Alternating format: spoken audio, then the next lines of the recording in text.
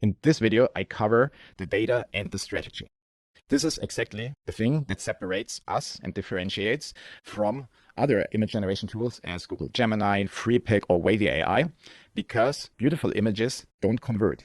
You need a database foundation and a strategy to communicate effectively with your customers. And when you communicate effectively, your images will answer their questions and convert. And Scalable does everything. It scrapes the data, it turns it into insights, and defines the strategy on how to communicate with your customers the best way possible. So where do you find the strategy? Here on the left-hand side, you have the product insights. And let's select, for example, this product. Page is structured that way. You have a header with the basic information, but here on the left-hand side, let me toggle this, you have the understand customer section, because without understanding your customers, you can't do anything that is conversion optimized.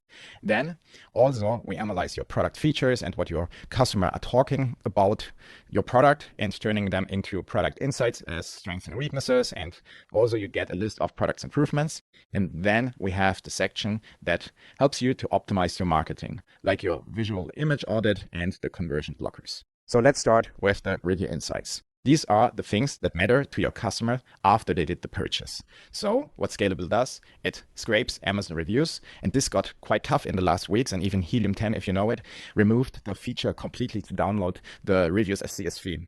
So Amazon is working against us, but we still get up to 500 reviews. And from 384 or something, you have like a statistical significance of 100 or 95+%. So what our AI analysis agent does is it turns reviews into review aspects and turns them into tangible reviews insights. You also get a review score.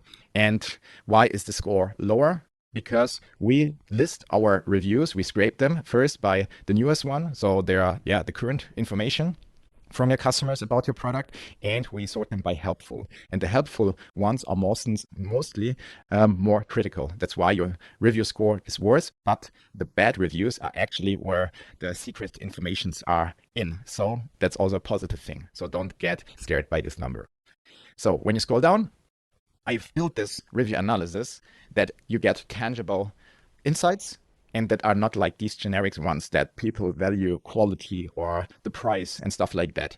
They are super strategic, built on your review views that you can work with them, and you get a prioritized list that is structured in how often this insight got mentioned in the whole stack of analyzed reviews, how many review aspects are included, and also the overall sentiment and what the customer journey is, if it's mostly pre-purchase or post-purchase.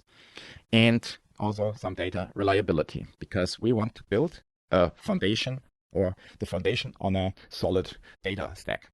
So if you click here, you always can dive deeper. Means you can read more about the insight in general, you get visual implementation ideas, and then when you go down, you see all the review aspects that are basically grouped together. And you also get a prioritized list as you see in the customer insights. When you click here somewhere, you get to the original reviews. Again, it's all about having a good foundation for the strategy, and we don't want AI fluff and hallucination. And here, everything is traceable to the original review. And you see that it's also sorted by the helpful ones. All right, this is the thing about the review insights. And now let's get to the second part, because the conversion drivers separate from the review insights, because what makes your customer satisfied after the purchase is not what actually or not always driving the purchase. So when we only look on the review insights, we probably miss an important thing to create content that is conversion optimized. And that's why we have the conversion drivers. And as you probably know, people on Amazon are problem or even solution aware. They have in their head, hey, I'm looking for a supplement that has these benefits. So they are typing a keyword into the search and they're actively looking for it. But there is one step ahead.